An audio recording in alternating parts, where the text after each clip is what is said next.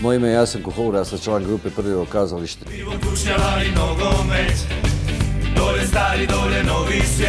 To je moj prvi i jedini bend s kojim sam svirao i s kojim bi kako sam i počeo karijeru, volio i završiti.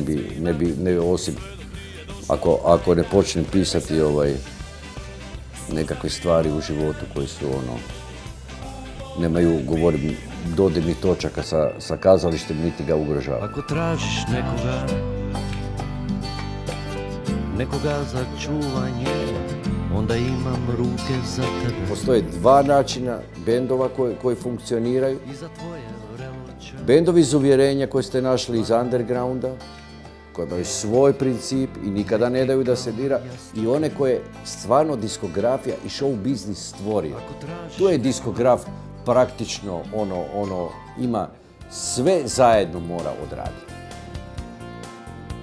Za taj dio pjevača govorim, nekakvih novih imena koje show biznis napravio i producenata koji su u sklopu sa diskografskim kućama, diskografske kuće su apsolutno sve.